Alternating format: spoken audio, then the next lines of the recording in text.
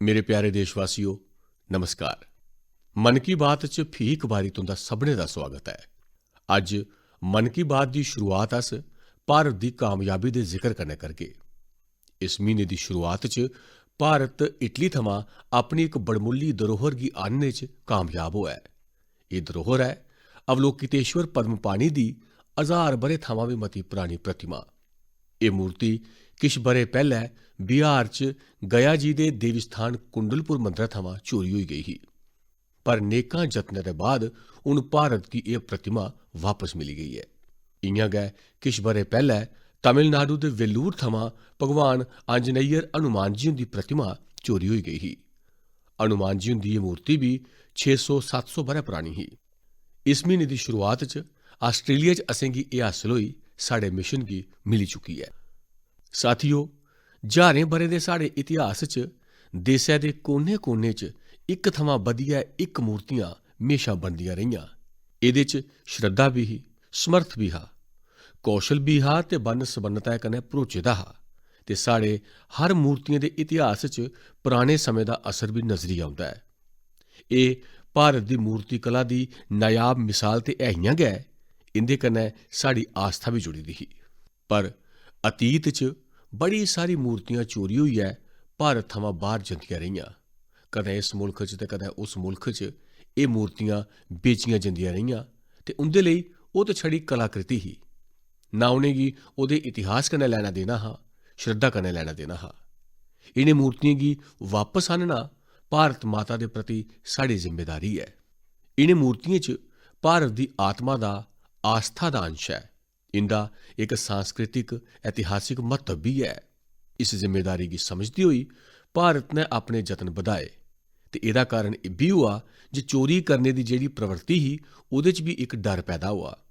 जेह्ड़े मुल्खें च एह् मूर्तियां चोरी करियै लेतियां गेइयां हियां, हून उ'नेंगी बी लग्गन लगी पेआ जे भारत दे कन्नै रिश्तें च साफ्ट पावर दा जेह्ड़ा कूटनीतिक जरिया होंदा ऐ, ओह्दे च एह्दा बी बड़ा म्हत्तव होई सकदा ऐ।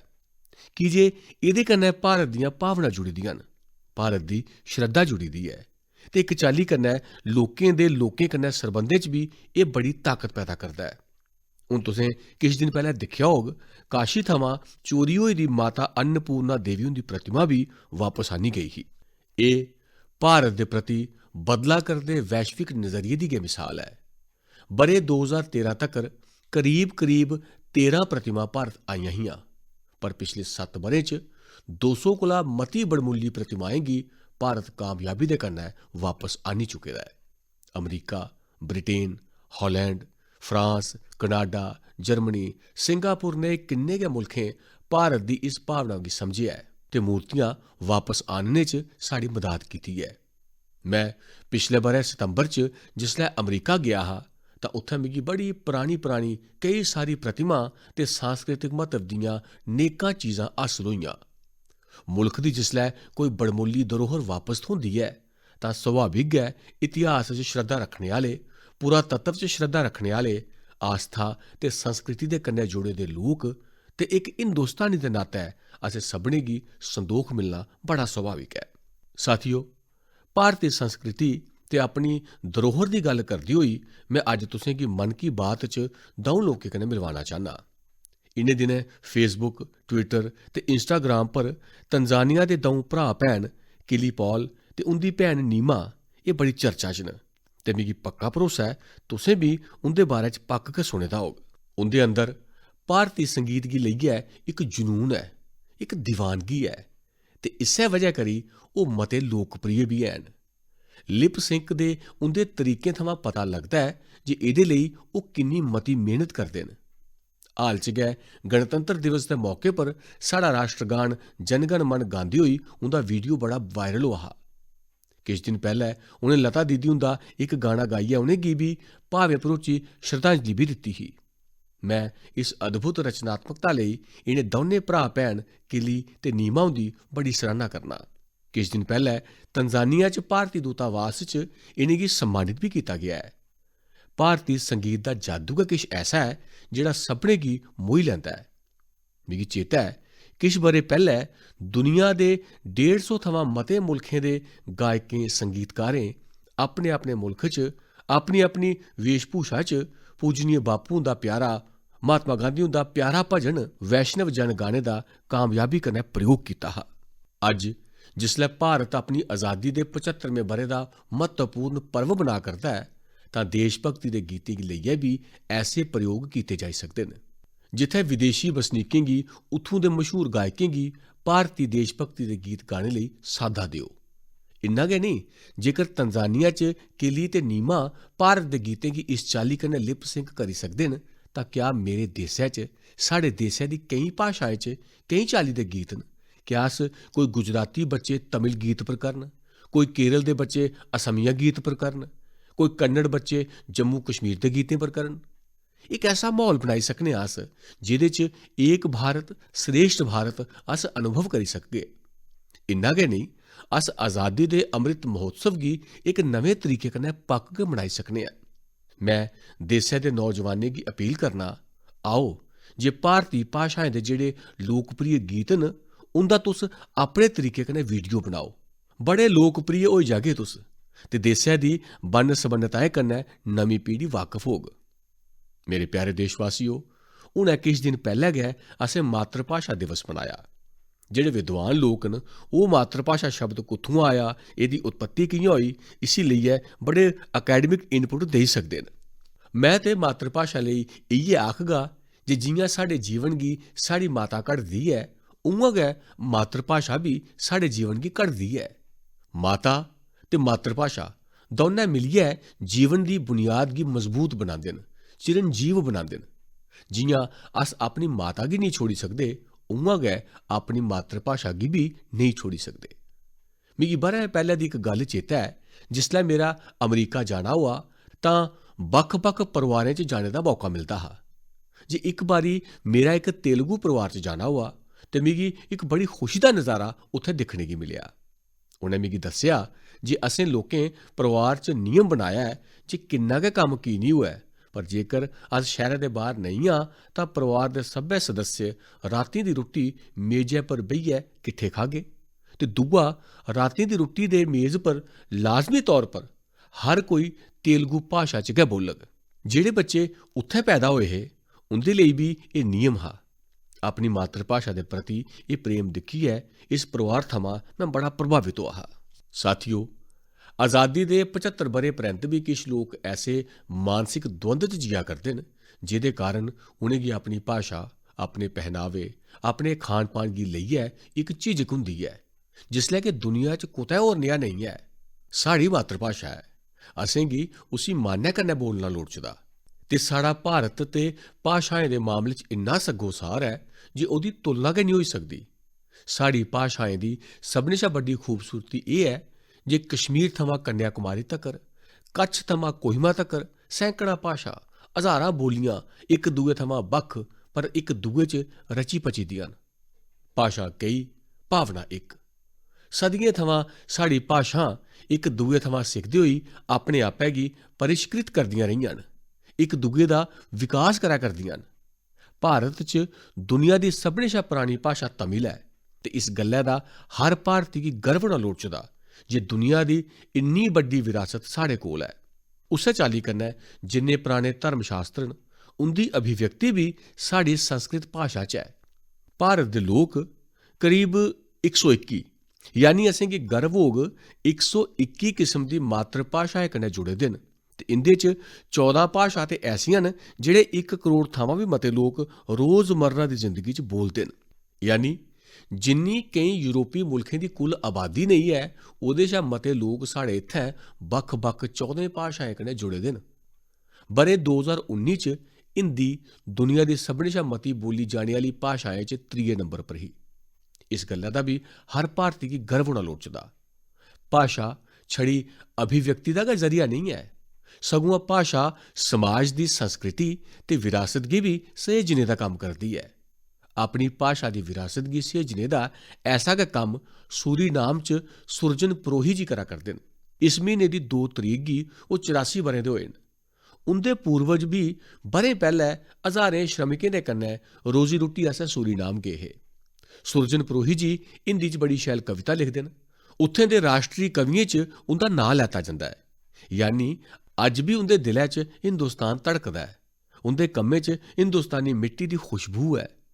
सूरीनाम दे लोकें सुरजन प्रोही जी उंदे नां पर एक अजैब घर भी बनाया है। मेरे लिए एह् बड़ा सुखद है जे ब'रे 2015 च मिगी उनेंगी सम्मानित करने दा मौका मिलेआ हा। साथियो, अज्जै दे दिन यानी 27 फरवरी गी मराठी भाशा गौरव दिवस भी है। सर्व मराठी बंधू भगिनींना मराठी भाषा दिनाच्या हार्दिक शुभेच्छा। ये दिन मराठी कविराज विष्णु बामन शिरवाडकर जी श्रीमान कुसुमाग्रज जी होरें गी समर्पित है। अज्ज गै कुसुमाग्रज जी हुंदी जन्म जयंती भी है। कुसुमाग्रज जी होरें मराठी च कविता लिखियां, नेका नाटक लिखे, मराठी साहित्य गी नवीं ऊंचाई दित्ती। साथियो, साढ़े इत्थै भाशा दियां अपनियां खूबियां न। मातृ भाशा दा अपना विज्ञान है। इस विज्ञान गी समझदे होई गै राष्ट्री शिक्षा नीति च मकामी भाशा च पढ़ाई पर जोर दित्ता गया है। साढ़े पेशेवर कोर्स भी मकामी भाशाएं च पढ़ाए जान, एह्दा जतन होआ करदा है। आज़ादी दे अमृत काल च इनें जतनें गी असें सभनें गी मिलियै बड़ी रफ्तार देनी लोड़चदी। एह् स्वाभिमान दा कम्म है। मैं चाहंग तुस जेह्ड़ी बी मातृ भाशा बोलदे हो ओह्दी खूबियें दे बारे च पक्क गै जानो ते किश ना किश लिखो। साथियो, किश दिनें पैह्लें मेरी मलाटी मेरे दोस्त ते केन्या दे साबका प्रधानमंत्री राइला ओडिंगा जी हुंदे कन्नै होई ही। एह् मलाटी दिलचस्प ते है गै ही, पर बड़ी भावुक ही। अस बड़े खरे दोस्त रेह् तां खुल्लियै बड़ी गल्लां भी करी लैन्ने आं। जिसलै अस दौनें गल्लां करा करदे हे तां ओडिंगा जी होरें अपनी धी दे बारे च दस्सेआ। उंदी धी रोजमैरी गी ब्रेन ट्यूमर होई गेआ हा ते इस वजह करी उनेंगी अपनी धी दी सर्जरी करवानी पेई ही। पर ओह्दा इक गलत नतीजा एह् होआ जे रोजमैरी दी अक्खीं दी रोशनी करीब करीब चली गेई, नजरी औना गै बंद होई गेआ। हून तुस कल्पना करी सकदे हो उस धी दा केह् हाल होआ होग ते इक पिता दी स्थिति दा बी अस अंदाजा लाई सकने आं, उंदी भावनाएं गी समझी सकने आं। उनें दुनिया भरै दे हस्पतालें च कोई भी दुनिया दा बड्डा मुल्ख ऐसा नहीं होग जे जित्थै उनें धी दे इलाज लेई पूरी कोशिश नेईं कीती होऐ। दुनिया दे बड्डे बड्डे मुल्ख छानी मारे पर कोई कामयाबी नहीं मिली ते इक चाल्ली कन्नै सारी मेदां छोड़ी दित्तियां। पूरे घरै च इक निराशा दा माहौल बनी गेआ। इन्ने च कुसै ने उनेंगी भारत च आयुर्वेद दे इलाज लेई औने गितै सुझाऽ दित्ता ते ओह् मता किश करी चुके दे हे, थक्की भी चुके दे हे। फ्ही बी उनेंगी लग्गा कि चलो भाई इक बारी कोशिश करचै, केह् होंदा ऐ। ओह् भारत आए, केरल दे इक आयुर्वैदिक हस्पताल च अपनी धी दा इलाज करवाना शुरू कीता। बड़ा समें धी उत्थै रेही। आयुर्वेद दे इस इलाज दा असर एह् होआ जे रोजमैरी दी अक्खीं दी रोशनी बड़ी हद्दै तोड़ी वापस आई गेई। तुस कल्पना करी सकदे हो जे जि'यां इक नवां जीवन मिली गेआ ते रोशनी ते रोजमैरी दे जीवन च आई, पर पूरे परिवार च इक नमीं रोशनी, नमीं जिंदगी आई गेई। ते ओडिंगा जी इन्ने भावुक होइयै एह् गल्ल मिगी दस्सा करदे हे जे उंदी इच्छा है जे भारत दे आयुर्वेद दा ज्ञान है, विज्ञान है, ओह् केन्या च लेई जान। जिस चाल्ली दे बूह्टे एह्दे च कम्म औंदे न, ओकड़े बूह्टें दी खेती करङन ते एह्दा लाह् मते लोकें गी मिलै, एह्दे लेई ओह् पूरी कोशिश करङन। मेरे लेई एह् बड़ी खुशी दी गल्ल है जे साढ़ी धरती ते परंपरा कन्नै कुसै दे जीवन थमां इन्ना बड्डा कश्ट दूर होआ। एह् सुनियै तुसें गी बी खुशी होग। कुण भारतवासी होग जिसगी एह्दा गर्व नेईं होऐ। अस सब्भै जानने आं जे ओडिंगा जी गै नेईं सगुआं दुनिया दे लक्खां लोक आयुर्वेद थमां इ'यां गै लाह् ठुआ करदे न। ब्रिटेन दे प्रिंस चार्ल्स भी आयुर्वेद दे बड़े बड्डे प्रशंसकें चा इक न। जिसलै भी मेरी उं'दे कन्नै मलाटी हुंदी ऐ, ओह् आयुर्वेद दा जिक्र पक्क गै करदे न। उनेंगी भारत दी केईं आयुर्वेदिक संस्थाएं दी जानकारी भी है। साथियो, पिछले 7 ब'रें च देसै च आयुर्वेद दे प्रचार प्रसार पर बड़ा ध्यान दित्ता गेआ है। आयुष मंत्रालय दे गठन कन्नै इलाज ते सेह्त कन्नै जुड़े दे साढ़े रिवायती तरीकें गी लोकप्रिय बनाने दे ध्येइये गी होर मजबूती मिली ऐ। मिगी इस गल्लै दी बड़ी खुशी है जे पिछले किश समें च आयुर्वेद दे खेतर च भी केईं नमें स्टार्टअप सामने आए न। इस्सै म्हीने दी शुरुआत च आयुष स्टार्टअप चैलेंज शुरू होआ हा। इस चैलेंज दा लक्ष्य इस खेतर च कम्म करने आह्ले स्टार्टअप्स दी शनाख्त करियै उनेंगी सहयोग देना ऐ। इस खेतर च कम्म करा करदे युवाएं थमां मेरी गुजारिश है जे ओह् इस चैलेंज च पक्क गै हिस्सा लैन। साथियो, इक बारी जिसलै लोक मिलियै किश करने दी ठानी लैन तां ओह् अद्भुत चीजां करी जंदे न। समाज च कई ऐसे बड़े बदलाव होए न जिंदे च जन भागीदारी, सामूहिक कोशिश एह्दी बड़ी बड्डी भूमिका रही है। मिशन जल थल नां दा ऐसा गै इक जन अंदोलन कश्मीर दे श्रीनगर च चला करदा है। एह् श्रीनगर दियें झीलें ते तलाएं दी साफ सफाई ते उंदी पुरानी रौनक परताने दी इक अनोखी कोशिश है। मिशन जल थल दा ध्यान कुशल सार ते गिल सार पर केंद्रित है। जन भागीदारी दे कन्नो कन्नी एह्दे च टैक्नोलॉजी दी भी बड़ी मदद लैती जा करदी है। कुत्थै कुत्थै गैर कानूनी कब्जा होआ है, कुत्थै गैर कानूनी निर्माण होआ है, एह्दा पता लाने गित्तै इस इलाके दा बकायदा सर्वेक्षण करोआया गया। एह्दे कन्नै गै प्लास्टिक कचरे गी हटाने ते कचरे दी सफाई दा अभियान भी चलाया गया। मिशन दे दुए चरण च पुराने जल स्रोतें ते झील गी भरने आह्ले 19 झरनें गी परतियै बहाल करने दी भी पूरी कोशिश कीती गेई। इस पुनर्बहाली आह्ले प्रोजेक्ट दे महत्व दे बारे च मती कोला मती जागरूकता फैलै, एह्दे लेई मकामी लोकें ते युवाएं गी वाटर अंबैसडर भी बनाया गया। हून इत्थै दे मकामी लोक गिलसार लेक च प्रवासी पंछियें ते मच्छियें दी गिनतरी बधदी रवै, एह्दे लेई भी जतन करा करदे न ते उसगी दिक्खियै खुश भी होंदे न। मैं इस शानदार कोशिश लेई श्रीनगर दे लोकें गी मती बधाई दिन्ना। साथियो, 8 ब'रे पैह्लै देसै ने जेह्ड़ा स्वच्छ भारत मिशन शुरू कीता, समें दे कन्नै ओह्दा विस्तार भी बधदा गेआ, नमें इनोवेशन भी जुड़दे गे। भारत च तुस कुतै भी जाओ तां पागे जे हर पास्सै स्वच्छता आस्तै कोई ना कोई जतन पक्क गै होआ करदा है। असम दे कोकराझार च ऐसे गै इक जतन दे बारे च मिगी पता लग्गा है। इत्थै बडलै सैर करने आह्ले दे इक समूह ने स्वच्छ ते हरित कोकराझार मिशन दे तैह्त बड़ी सराह्नेजोग पैह्ल कीती है। इनें सभनें नमें फ्लाईओवर इलाके च 3 किलोमीटर लम्मी सिड़क दी सफाई करियै स्वच्छता दा प्रेरणा देने आह्ला सनेहा दित्ता है। इस्सै चाल्ली विशाखापट्टनम च स्वच्छ भारत अभियान दे तैह्त पॉलीथीन दे बजाय कपड़े दे थैलें गी बढ़ावा दित्ता जा करदा है। इत्थूं दे लोक पर्यावरण गी साफ रखने आस्तै इक्कै बारी बरतोने आह्ले प्लास्टिक उत्पादें खलाफ अभियान भी चला करदे न। एह्दे कन्नो कन्नी एह् लोक घरै पर गै कचरे गी बक्ख करने आस्तै जागरूकता भी फैला करदे न। मुंबई दे सोमैया कालेज दे विद्यार्थियें स्वच्छता दे अपने अभियान च खूबसूरती गी भी शामल करी लैता है। इनें कल्याण रेलवे स्टेशन दियें कंधें गी खूबसूरत पेंटिंग्स कन्नै सजाया है। राजस्थान दे सवाई माधोपुर दी भी प्रेरणा देने आह्ली मिसाल मेरी जानकारी च आई है। इत्थूं दे युवाएं रणथंभौर च मिशन बीट प्लास्टिक नां दा अभियान चलाइयै रखे दा है, जेह्दे च रणथंभौर दे जंगलें थमां प्लास्टिक ते पॉलीथीन गी हटाया गेआ है। सभनें दे प्रयास दी इ'यै भावना देसै च जन भागीदारी गी मजबूत करदी है ते जिसलै जन भागीदारी होऐ तां बड्डे कोला बड्डे लक्ष्य पक्क गै पूरे होंदे न। मेरे प्यारे देशवासियो, अज्जै थमां किश दिन बाद गै 8 मार्च गी पूरी दुनिया च इंटरनेशनल वुमेन डे अंतर्राष्ट्रीय महिला दिवस मनाया जाग। महिलाएं दी दलेरी, कौशल ते प्रतिभा कन्नै जुड़ी दियां किन्नियां गै मिसालां अस मन की बात च लगातार सांझियां करदे रेह् आं। अज्ज भावें स्किल इंडिया होऐ, सैल्फ हैल्प ग्रुप होन जां निक्के बड्डे उद्योग होन, महिलाएं हर जगह मोर्चा सांभे दा है। तुस कुसै भी खेतर च दिक्खो, महिलां पुराने मिथकें गी त्रोड़ा करदियां न। अज्ज साढ़े देसै च संसद थमां लेइयै पंचैत तक्कर बक्ख-बक्ख कार्य खेत्रें च महिलां नमीं ऊंचाई हासल करा करदियां न। फौज च बी धियां हून नमीं ते बड्डी भूमिकाएं च जिम्मेदारी निभा करदियां न ते देसै दी राखी करा करदियां न। पिछले म्हीने गणतंत्र दिवस पर असें दिक्खेआ जे आधुनिक लड़ाकू ज्हाजें गी बी धियां डोआ करदियां न। देसै ने सैनिक स्कूलें च बी धियें दे दाखले पर रोक हटाई ते पूरे देसै च धियां सैनिक स्कूलें च दाखला लै करदियां न। इस्सै चाल्ली अपने स्टार्टअप जगत गी दिखचै, पिछले ब'रें च देसै च हज़ारां नमें स्टार्टअप शुरू होए। इंदे चा करीब अद्धे स्टार्टअप च महिला डायरैक्टर दी भूमिका च न। पिछले किश समें च महिलाएं लेई मातृत्व अवकाश बधाने जनेह् फैसले लैते गे न। पुत्तरें ते धियें गी बरोबर अधिकार दिंदे होई ब्याह दी उमर बरोबर करने लेई मुल्ख जतन करा करदा है।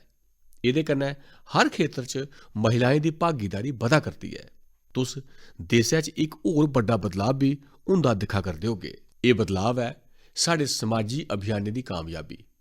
बेटी बचाओ बेटी पढ़ाओ दी कामयाबी गी गै लेई लैओ। अज्ज देसै च लिंग अनुपात सुधरेआ ऐ। स्कूल जाने आह्ली धियें दी गिनतरी च बी सुधार होआ ऐ। ਇਹਦੇ 'ਚ ਸਾਡੀ भी जिम्मेदारी है जे साड़ी धियां अद्ध विचकार स्कूल नहीं छोड़दी देन। इस्सै चाल्ली स्वच्छ भारत अभियान के तहत देशै च महिलाएं गी खुले च शौच थमां मुक्ति मिली है। ट्रिपल तलाक जनेही समाजी बुराई का अंत भी हुआ करदा है। जिसले थमां ट्रिपल तलाक के खिलाफ कानून आया है, देशै च त्रै तलाक के मामले च 80% की कमी आई है। ये इन्ने सारे बदलाव इन्ने घट समय च कि'यां होआ करदे न? ਇਹ ਤਬਦੀਲੀ ਇਸ ਕਰੀਏ ਆਵਾ ਕਰਦੀ ਹੈ ਕਿ ਜੇ ਸਾਡੇ ਦੇਸ਼ਾਂ 'ਚ ਤਬਦੀਲੀ ਤੇ ਪ੍ਰਗਤੀਸ਼ੀਲ ਕੋਸ਼ਿਸ਼ਾਂ ਦੀ ਅਗਵਾਈ ਹੁਣ ਆਪੂ ਮਹਿਲਾ ਕਰਿਆ ਕਰਦੀਆਂ ਹਨ। ਮੇਰੇ ਪਿਆਰੇ ਦੇਸ਼ਵਾਸੀਓ, ਕੱਲ 28 ਫਰਵਰੀ गी ਰਾਸ਼ਟਰੀ ਵਿਗਿਆਨ ਦਿਵਸ ਹੈ। ਇਹ ਦਿਹਾੜਾ ਰਮਨ ਇਫੈਕਟ ਦੀ ਖੋਜ ਲਈ ਵੀ ਜਾਣਿਆ ਜਾਂਦਾ ਹੈ। मैं CV रमन जी हुंदे कन्नै ओकड़े सभनें वैज्ञानिकें गी पूरे आदर कन्नै श्रद्धांजलि दिन्ना जिन्हें साड़ी वैज्ञानिक यात्रा गी समृद्ध बनाने च अपना महत्वपूर्ण योगदान दिता है। साथियों, साढ़े जीवन च आराम ते सौखेपन च टैक्नोलॉजी ने बड़ी थार बनाई लैती है। किहड़ी टैक्नोलॉजी खरी है, किस टैक्नोलॉजी का बेहतर इस्तेमाल केह् है, इन्हें सभनें विशे थमां अज खरी चाल्ली वाकफ हुंदे गै आए आ। पर यह भी सही है जे अपने परिवार के बच्चें गी उस टैक्नोलॉजी का आधार केह् है, उहदे पिछे दी साइंस केह् है, इस बक्खी साड़ा ध्यान जंदा गै नहीं है। इस विज्ञान दिवस पर मेरी सभनें परिवारें थमां गुजारिश है जे ओह अपने बच्चें च वैज्ञानिक सुभाव विकसित करने लई पक्क गै निक्के निक्के जतनें कन्नै शुरू करी सकदे न। हुण जि'यां नज़री नेईं औंदा है, ऐनक लाने परैंत साफ नज़री औन लगी पौंदा है, तां बच्चें गी आसानी कन्नै समझाया जाई सकदा है जे इहदे पिछे विज्ञान केह् है। छड़ा ऐनक दिखचै, नंद करचै, इन्ना नहीं। हुण आराम कन्नै तुस इक निक्के जनेह् कागदै पर उसी दस्सी सकदे हो। हुण ओह मोबाइल फोन इस्तेमाल करदा है, कैलकुलेटर कि'यां कम्म करदा है, रिमोट कंट्रोल कि'यां कम्म करदा है, सैंसर केह् हुंदे न। एह् साइंसी गल्लां एह्दे कन्नै कन्नै घरै च चर्चा च हुंदी ऐ क्या? होई सकदा है बड़े रमानै कन्नै अस इनें चीज़ें गी घरै दी रोज़मर्रा दी जिंदगी दे पिच्छे क्या साइंस दी ओकड़ी केह्ड़ी गल्ल है जेह्ड़ी एह् करै करदी है, इसगी समझाई सकने आं। उस्सै चाल्ली कन्नै क्या कदें असें बच्चें गी लेइयै बी गासै च किट्ठे दिक्खेआ क्या? रातीं लै तारें दे बारे च बी पक्क गै गल्लां होइयां होन। बक्ख बक्ख चाल्ली दे नक्षत्र नज़री औंदे न, उं'दे बारे च दस्सो। नेहा करियै तुस बच्चे च भौतिक विज्ञान ते खगोल विज्ञान के प्रति नवां रुझान पैदा करी सकदे हो। अजकल ते बड़ी सारी ऐप्स भी हैन जिहदे कन्नै तुस तारें ते ग्रहें दी स्थिति दा पता लाई सकदे हो, या जेह्ड़ा तारा गासै च नज़री आवा करदा है उसगी पन्छानी सकदे हो, ओह्दे बारे च जानी भी सकदे हो। मैं अपने स्टार्टअप्स गी भी आखगा जे तुस अपने कौशल ते वैज्ञानिक चरित्र का इस्तेमाल राष्ट्र निर्माण कन्नै जुड़े दे कम्में च भी करो। एह् देशै दे प्रति साड़ी सांझी वैज्ञानिक जिम्मेदारी भी है। जि'यां अजकल मैं दिक्खा करना जे साढ़े स्टार्टअप्स वर्चुअल रियलिटी दी दुनिया च बड़ा शैल कम्म करा करदे न। वर्चुअल क्लासें दे इस दौर च नेही गै इक वर्चुअल लैबार्टरी बच्चें गी ध्याना च रखदे होई बनाई जाई सकदी है। अस वर्चुअल रियलिटी दे राहें बच्चें गी घरै च बैठे दे रसायन विज्ञान दी लैबार्टरी दा अनुभव भी करवाई सकने आं। अपने शिक्षकें ते अभिभावकें थमां मेरी गुजारिश है जे तुस सभनें विद्यार्थियें ते बच्चें गी सोआल पुच्छने लेई प्रोत्साहित करो ते उं'दे कन्नै रली मिलियै सोआलें दा स्हेई जवाब तलाशो। अज्ज मैं कोरोना खिलाफ लड़ाई च भारती वैज्ञानिकें दी भूमिका दी भी सराहना करना चाहग। उं'दी सख्त मेहनत दी वजह करी गै मेड इन इंडिया वैक्सीन दा निर्माण मुमकन होई सकेआ, जेह्दे कन्नै पूरी दुनिया गी बड़ी बड्डी मदाद मिली है। विज्ञान दा मनुक्खता लेई इ'यै ते तोहफा है। मेरे प्यारे देशवासियो, इस बारी भी असें नेकां विशे पर चर्चा कीती। औने आह्ले मार्च दे म्हीने च नेकां पर्व त्यौहार आवा करदे न। शिवरात्रि है ते हुण किश दिनें परैंत तुस सब्भै होली दी त्यारी च जुटी जागे। होली असें गी इक सूत्र च परोने आह्ला त्यौहार है। एह्दे च अपने बगाने, द्वेश विद्वेश, निक्के बड्डे सब्भै फर्क खत्म होई जंदे न। इस करियै आखदे न होली दे रंगें थमां भी मता गाढ़ा रंग होली दे हिरख ते मित्तरी दा होंदा है। होली च गुजिया दे कन्नै कन्नै रिश्तें दी भी अनोखी मिठास होंदी है। इनें रिश्तें गी असें होर पक्का करना है ते रिश्ते छड़े अपने परिवार दे लोकें कन्नै गै नेईं, सगुआं उ'नें लोकें कन्नै भी जेह्ड़े तुं'दे इक विस्तृत परिवार दा हिस्सा न। एह्दा सभनें शा महत्वपूर्ण तरीका भी तुसें चेता रखना है। एह् तरीका है वोकल फॉर लोकल दे कन्नै त्यौहार मनाने दा। तुस त्यौहारें पर मुकामी उत्पादें दी खरीद करो जिहदे कन्नै तुंदे आले दुआले रौह्ने आह्ले लोकें दे जीवन च भी रंग भरोचै, रंग रवै, उमंग रवै। साढ़ा मुल्क जिन्नी कामयाबी कन्नै कोरोना खलाफ लड़ाई लड़ा करदा ऐ ते अग्गै बधा करदा ऐ, ओह्दे नै त्यहारें च जोश भी केई गुणा होई गेआ ऐ। इस्सै जोश दे कन्नै असें अपने त्यहार मनाने न ते कन्नै गै अपनी सावधानी भी बनाई रखनी ऐ। मैं तुसें सभनें गी औने आह्ले पर्वें दियां मतियां मतियां शुभकामनां दिन्ना। मिगी म्हेशा तुंदी गल्लें दा, तुंदी चिट्ठियें दा, तुंदे संदेसें दा इंतजार रौह्ग। मता मता धन्नवाद।